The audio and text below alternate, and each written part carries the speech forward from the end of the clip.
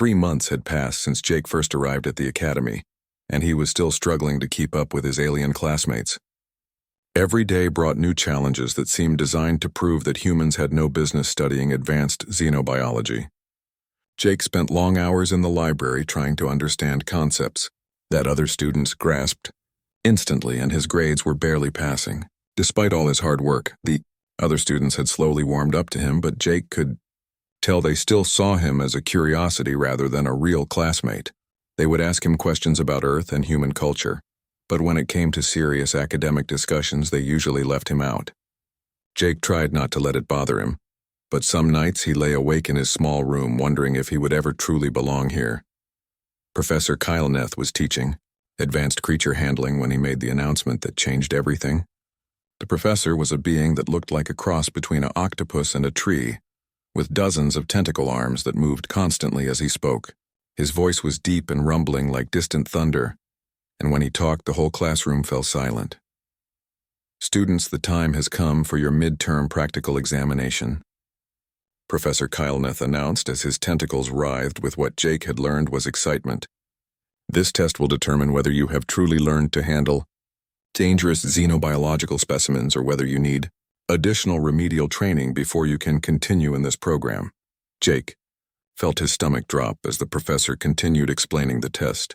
Each student would be randomly assigned a creature from the Academy's collection of dangerous specimens. They would have to demonstrate proper handling protocols while being observed by the faculty. Students who failed the test would be removed from the program immediately, and those who showed poor judgment might face much worse consequences. The professor's tentacles pointed toward a large wall display that showed the danger classification index. Jake had studied the system for weeks, but seeing all those deadly creatures listed together still made him nervous. The index ranged from Class 1 specimens that could injure a careless handler up to Class 5 creatures that could destroy entire cities if they escaped. Containment. The assignments will be made randomly by the Academy's computer system, Professor Kylneth explained. This ensures fairness and prevents any accusations of favoritism or bias. Each student will have exactly 1 hour to demonstrate mastery of their assigned specimen. Jake watched as his classmates received their assignments. Zara was a brilliant Altarian student who looked like she was carved from living diamond. She had always been kind to Jake and often helped him with difficult homework problems.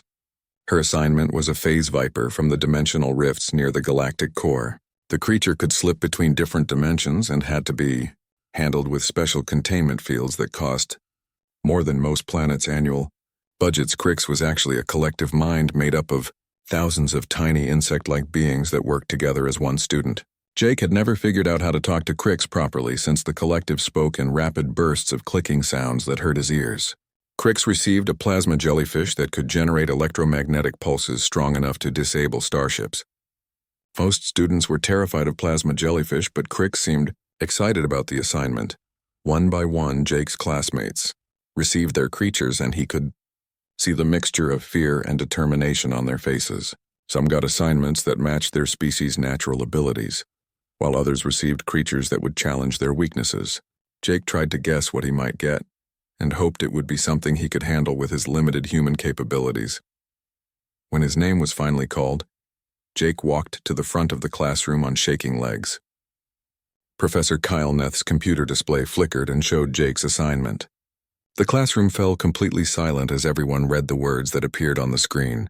Jake had been assigned a shadow maw from the deathworlds of the Outer Rim.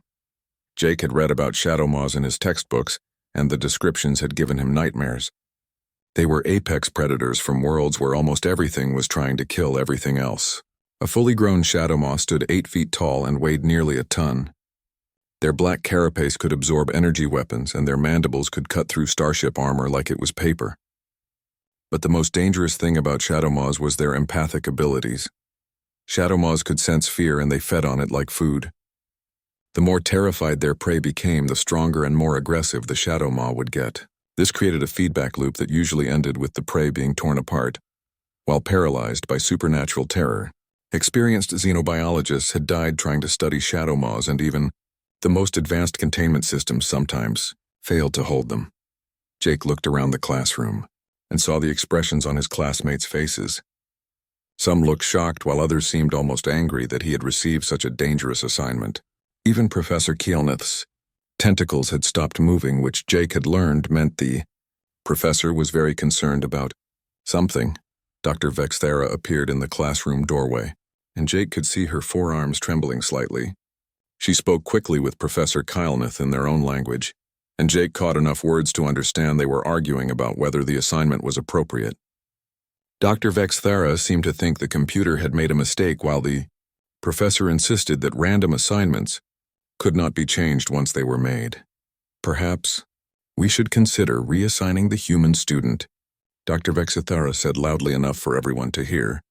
Shadowmaws have killed experienced researchers, and this student lacks the proper biotechnology interfaces to handle such a dangerous specimen safely.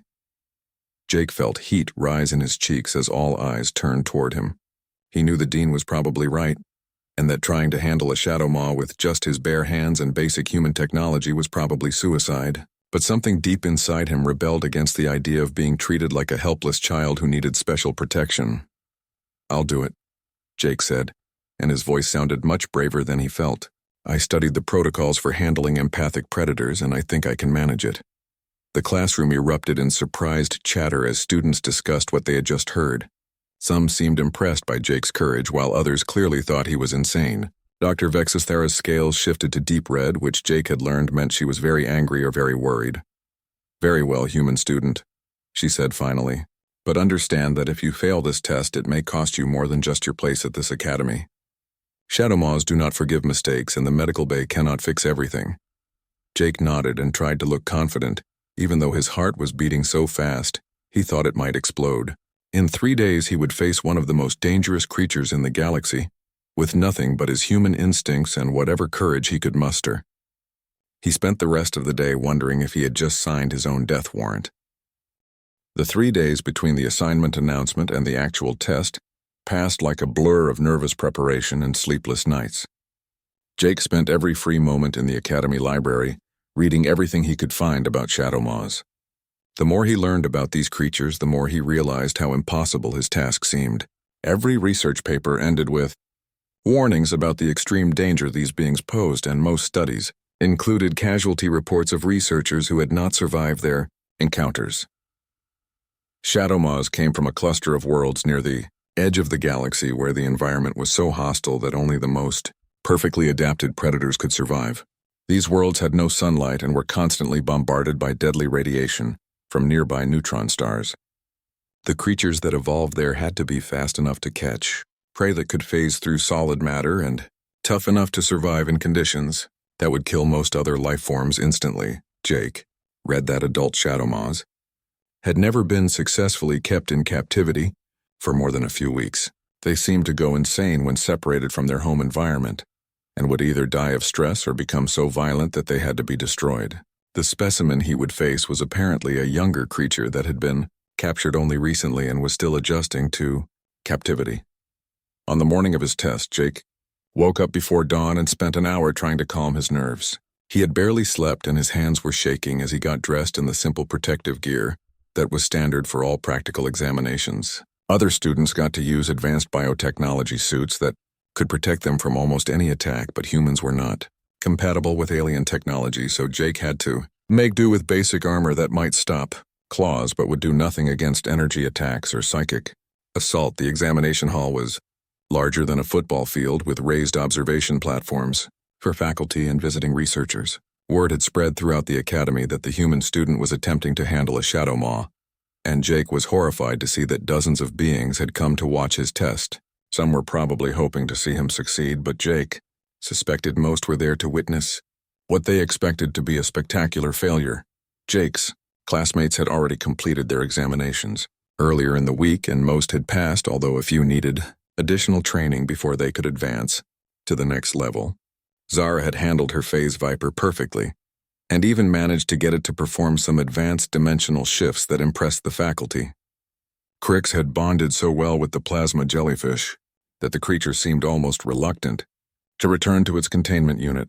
Professor Kielneth explained the rules one final time as Jake stood in the center of the examination area. He would have 1 hour to demonstrate proper handling protocols with his assigned creature. The faculty would be watching for evidence that he understood xenobiological safety procedures and could manage a dangerous specimen without putting himself or others at risk.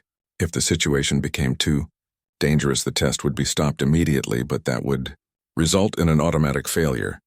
The containment chamber was lowered from the ceiling on heavy cables, and Jake could hear something moving around inside the reinforced walls. The sound was like claws scratching on metal mixed with a low rumbling that seemed to vibrate through his bones. Even though he could not see the creature yet, Jake could feel its presence like a weight pressing down on his mind.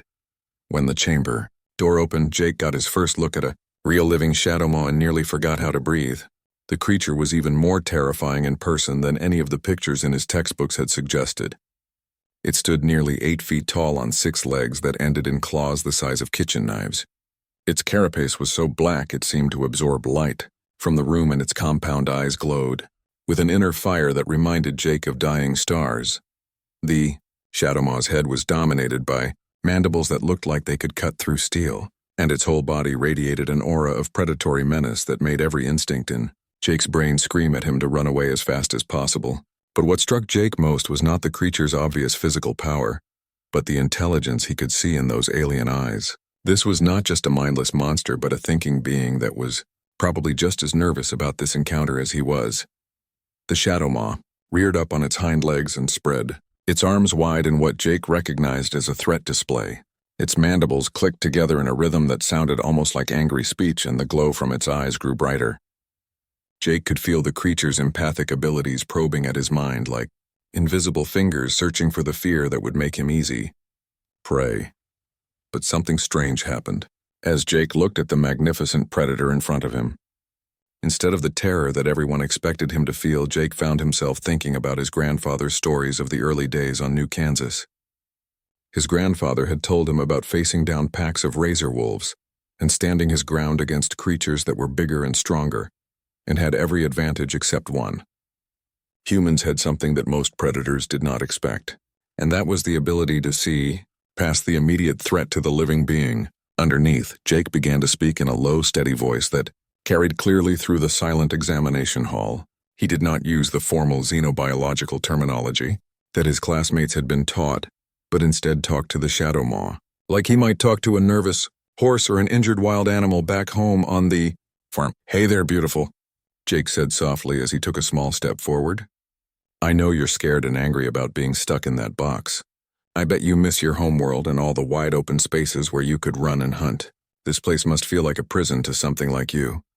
The shadow maw's threat display faltered slightly, and its head tilted to one side, as if it was trying to understand what it was hearing. Jake could feel the creature's empathic probes becoming less aggressive and more curious as it encountered emotions it had probably never sensed before.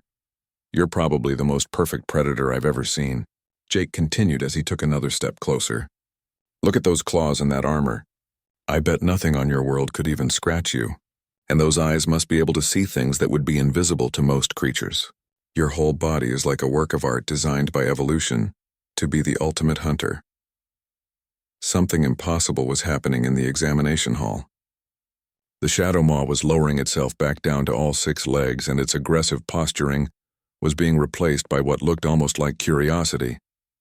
The creature's empathic abilities were not finding the fear they expected, but instead were encountering genuine admiration and respect mixed with the calm confidence that came from someone who was not trying to dominate or control, but simply to understand. Jake kept talking as he slowly approached the magnificent predator. He spoke about the harsh beauty of the deathworlds that had shaped such an incredible creature, and about the important role that apex predators played in keeping ecosystems balanced and healthy. The more he talked, the more relaxed the shadow maw became, until it was sitting on its haunches like a giant alien dog waiting to see what would happen next. The examination hall was so quiet that Jake could hear his own heartbeat as he came within arm's reach of the most dangerous creature in the Academy's collection. Above him on the observation platforms, faculty members and students watched in stunned silence as the impossible continued to unfold before their eyes. Jake stood less than 3 feet away from the shadow maw and could see his own reflection in the creature's compound eyes. Up close, he could make out details that the textbooks had never mentioned, like the intricate patterns etched into its carapace and the way its mandibles moved with each breath. The creature was studying him just as carefully as he was studying it, and Jake had the strange feeling that they were having a conversation without words. The examination hall had become so quiet that Jake could hear the soft humming of the containment systems and the nervous breathing of the observers in the platforms above. He knew that everyone was waiting for something terrible to happen, because that was what shadow maws were supposed to do. They were supposed to sense fear and attack without mercy until their prey was nothing but scattered pieces on the floor.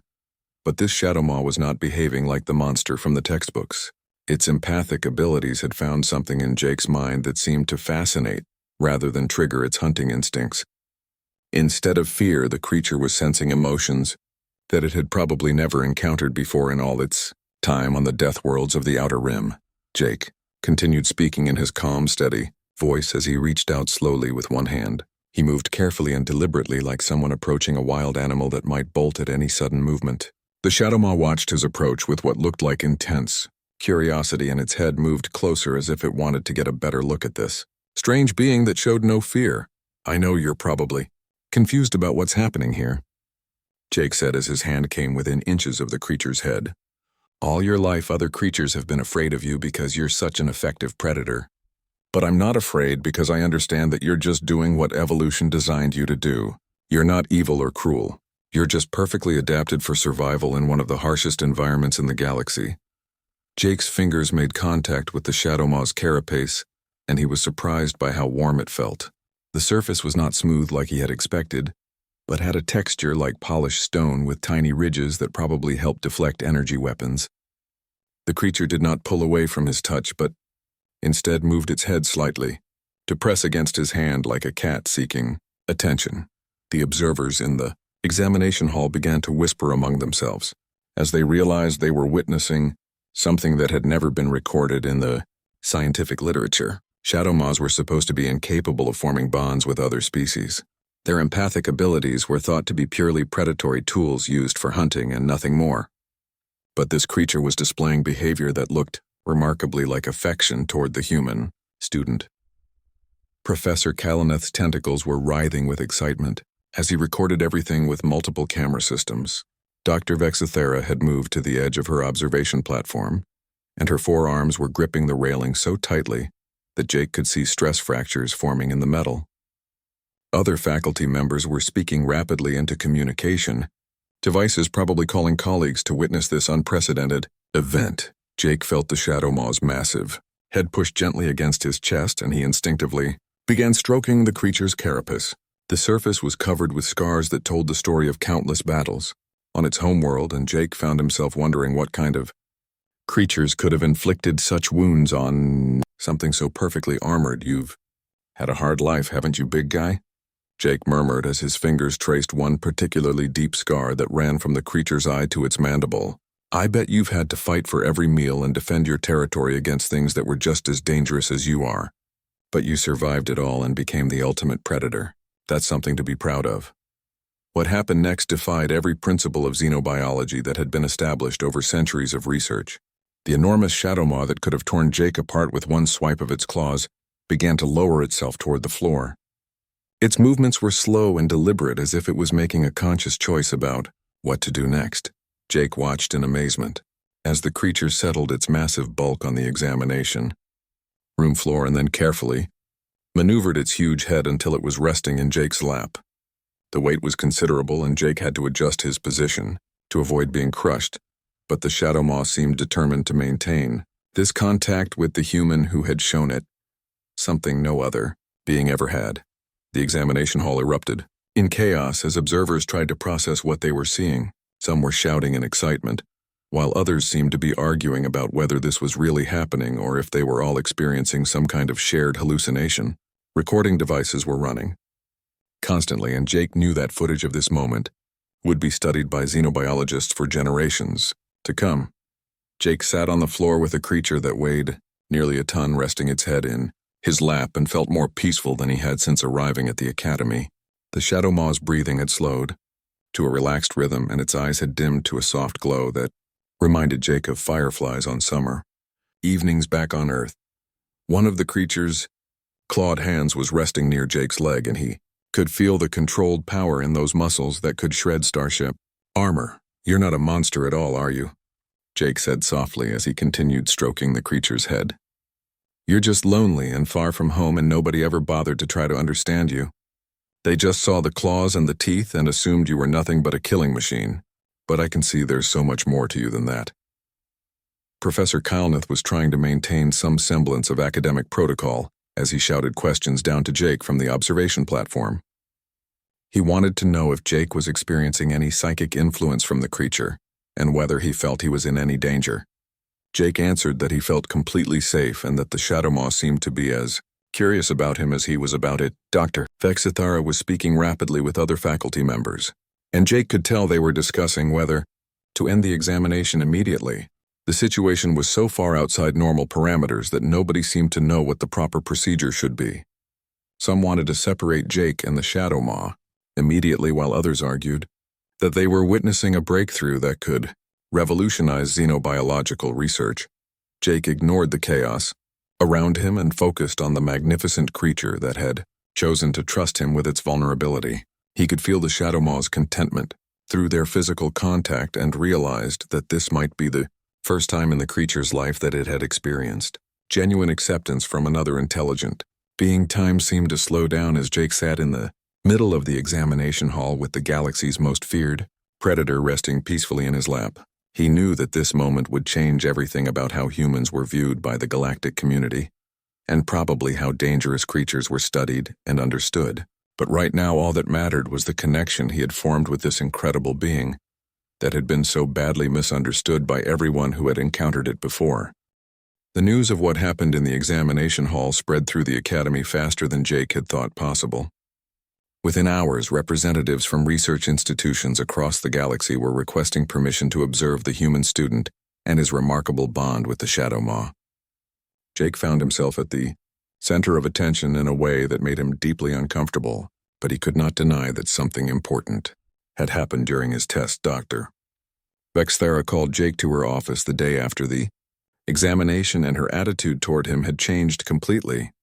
The scales on her arms shifted through different colors as she spoke, and Jake had learned that this meant she was experiencing complex emotions that her species found difficult to express. She offered him a chair that adjusted itself to fit his human body, and served him a hot drink that tasted like chocolate mixed with starlight. "Jake Morrison, I owe you an apology," she said, and her voice carried none of the dismissive tone she had used when he first arrived. "I believed that humans were too primitive to understand advanced xenobiology, and I was wrong. What you accomplished yesterday has forced me to reconsider everything I thought I knew about interspecies communication." Jake sipped his drink and tried to think of something appropriate to say. He still did not fully understand what had made his encounter with the Shadowmaw so different from what everyone expected. To him, it had seemed natural to treat the creature with respect and try to understand its perspective, rather than simply dominating it through fear or technology. "I didn't really do anything special," Jake said finally. "I just tried to see things from the Shadowmaw's point of view. It seemed scared and lonely, so I talked to it the way I would talk to any frightened animal back home." Dr. Vexithera's scales shifted to deep blue, which Jake had learned indicated profound thought or revelation. She explained that other species had tried for centuries to communicate with Shadowmaws using advanced technology and psychic abilities, but none had ever succeeded in forming the kind of bond that Jake had created in just a few minutes. The creature had refused to leave the examination hall after Jake was taken away and had to be sedated before it could be returned to its containment facility. Word of the incident had reached the highest levels of galactic government and xenobiological research. The Galactic Council was demanding a full report, and several university systems wanted to offer Jake immediate admission to their advanced programs. More importantly, research institutions were beginning to request human consultants for their most difficult interspecies communication projects. Jake learned that his approach to the Shadowmaw was being called the Morrison Protocol, and that it was already being studied by xenobiologists on dozens of worlds. The basic principle was revolutionary in its simplicity. Instead of trying to control or dominate dangerous creatures through superior technology, researchers would attempt to understand and empathize with them as living beings with their own perspectives and needs. The protocol was being tested with other species that had previously been considered impossible to handle safely. Early results suggested that many creatures that were classified as mindlessly aggressive were actually just responding to fear and confusion caused by traditional handling methods. When researchers approached them with genuine respect and empathy rather than dominance and control, the results were often dramatically different. Jake's classmates treated him differently now, but in a good way. They no longer saw him as the primitive human who needed special help, but as someone who had discovered something that their advanced civilizations had missed. Zara spent hours asking him about human emotional or development and empathy, while Crix wanted to understand how human individuals could form bonds with creatures from completely different evolutionary backgrounds. Professor Kylnath invited Jake to assist with several research projects involving difficult specimens. The professor had realized that human empathic abilities might be the key to understanding creatures that had baffled scientists for generations. Jake found himself working with beings that other researchers could only study from a safe distance, while he was able to approach them directly and learn about their behavior through patient observation and interaction. The shadow maw that had started everything remained a special case. It had bonded so strongly with Jake that it refused to eat or interact normally when he was not present.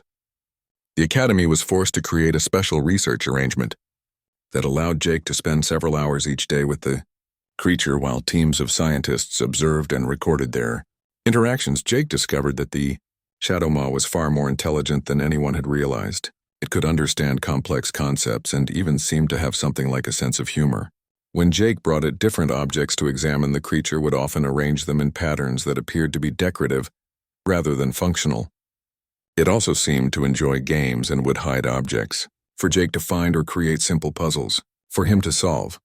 The relationship between Jake and the shadow maw became the foundation for an entirely new field of study that was called interspecies emotional dynamics. Universities across the galaxy began offering courses in human empathic techniques, and researchers who had spent their careers studying creatures from a distance started learning how to approach them with the kind of open-minded acceptance that came naturally to humans. Jake graduated from the Academy with honors that no human had ever received before. His final thesis on emotional communication with apex predators was immediately translated into every major galactic language and became required reading in xenobiology programs throughout known space. More importantly, his work had opened doors for other humans to join the galactic scientific community as equals rather than curiosities. The Academy established a permanent human exchange program and began recruiting students from Earth's frontier worlds where people had experience dealing with dangerous wildlife. Dr. Vexthara personally visited Earth to meet with human educators and help design curricula that would prepare human students for advanced xenobiological studies. Jake accepted a position as a research coordinator at the Academy, where he continued working with difficult specimens while training other researchers in empathic communication techniques. The shadow maw that had changed everything remained his constant companion, and eventually, other members of its species were brought to the Academy, where they formed bonds with human researchers and provided insights into their previously mysterious behavior. Years later, when Jake looked back on his time as a student, he realized that the most important lesson he had learned was not about alien creatures, but about the power of approaching the unknown with curiosity and respect rather than fear and prejudice.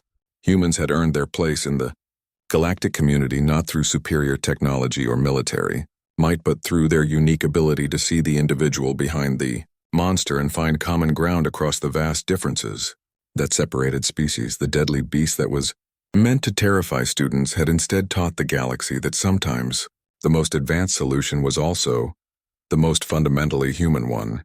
In a universe full of wonders and dangers, the greatest discovery was that empathy and understanding could bridge gaps that technology and force could never cross. Jake Morrison stood at the viewing window of the transport ship and watched the purple planet grow larger in front of him. The world looked nothing like Earth, with its strange colored sky and 3 moons hanging in space like giant marbles. He pressed his face against the cold glass and tried to calm his racing heart. In just a few hours, he would be the first human student to walk through the doors of the famous Cephirian Academy of Xenobiology. The academy was built into the side of a massive crystal mountain that sparkled like diamonds in the alien sunlight. Tall towers twisted up toward the sky like frozen lightning bolts, and Jake could see tiny figures moving around on floating platforms between the buildings. Everything about this place screamed that it was built by minds far more advanced than anything humans had ever created. Jake clutched his single bag tighter and thought about how he had ended up here. 6 months ago, he had been working on his family's farm on the frontier world of New Kansas when the letter arrived. The Galactic Education Council had selected him from thousands of human applicants to be their representative at the most famous school in the galaxy. His teachers had called it a miracle, but Jake knew the real reason he was chosen. He was expendable. If something went wrong and the human student died or failed badly, it would not matter much to anyone important. The transport ship docked with a soft bump, and Jake followed the other passengers toward the exit. Most of them were not students, but important-looking beings in fancy clothes who probably had business at the academy. Jake felt very small and plain in his simple earth clothes as he walked past creatures that looked like they were made of living crystal and others that seemed to be floating, clouds of colored gas. The academy greeting area was bigger than any building Jake had ever seen. The ceiling was so high he could barely make it out in the dim light, and the walls were covered with moving pictures that showed thousands of different alien creatures. Some looked almost normal, like big cats or birds, but others were so strange that Jake could not even guess what they might be. A few of the pictures showed creatures that made his skin crawl with fear just by looking at them. A tall being with 4 arms and scales that changed color like oil on water approached him. This had to be Dr. Vexithera, the academy dean who had sent him the acceptance letter. Her voice sounded like wind chimes when she spoke, and her words came through a small translator device, clipped to Jake's shirt. "You must be the human. Student Jake Morrison," she said, and her tone made it clear. She was not impressed. "I want to make something very clear to you from the start. You are here because the Galactic Council insisted on this exchange program. I personally believe that humans are not ready for advanced xenobiological studies. Your species has barely learned to travel between stars, and you have no understanding of proper biotechnology." Jake nodded and tried to look respectful even though her words stung. He had heard similar things from other aliens during his journey here. Humans were considered the newcomers in galactic society, and most other species treated them like children who might hurt themselves if left alone with anything dangerous. Dr. Vexthara led him through hallways filled with other students. Jake saw beings that looked like giant insects walking next to others that seemed to be made of living metal. Some students floated in the air while others moved on dozens of tiny legs. All of them stopped to stare at Jake as he passed, and he could hear them whispering to each other in languages that sounded like music or static or rushing. His room was small but comfortable, with a bed that adjusted itself to fit his human body, and a wall screen that showed information in simple English. Jake sat on the edge of the bed and looked out his window at the alien landscape below. Strange plants that looked like purple trees swayed in the wind, and creatures that might have been birds flew through the air, leaving trails of light behind them. The next morning, Jake attended his first class in basic xenobiology. The classroom was filled with the strangest mix of beings he had ever seen, and the professor was a creature that looked like a giant spider made of blue metal. When Jake introduced himself, the other students seemed curious but not particularly friendly. One student, who looked like a walking crystal sculpture, asked him if humans were really as violent as the story said. Another student, who appeared to be a small cloud of sparkling dust, wondered if Jake would try to eat any of the smaller students. Jake tried to explain that humans were not mindless savages, but he could tell most of his classmates were not convinced. They had heard stories about human wars and violence, and they seemed to think that all humans were barely controlled animals who might snap at any moment. The lessons were incredibly difficult. Other students used advanced biotechnology to interface directly with their study materials, while Jake had to rely on old-fashioned reading and note-taking. When they studied holographic models of alien creatures, the other students could manipulate the images with their minds or special implants, but Jake had to use clumsy hand controls that made him look slow and stupid. After a week of classes, Jake realized he was falling far behind his classmates. They seemed to absorb information instantly while he struggled to understand even basic concepts. The other students were polite but distant, and Jake often ate his meals alone in the cafeteria while groups of aliens chatted in their own languages at nearby tables. Jake began to wonder if Dr. Vexithera had been right about humans not being ready for this kind of education. Maybe he was just wasting everyone's time by being here. But every time he thought about giving up, he remembered his grandfather's words about never backing down from a challenge. His grandfather had been one of the first human colonists, and he had faced down hostile wildlife and impossible odds to build a new life on an alien world. Jake decided he would not quit no matter how hard things got. He might not have the advanced technology or natural abilities of his classmates, but he had something else. He had the stubborn human refusal to give up when things looked impossible. He would find a way to succeed at this academy even if it killed him.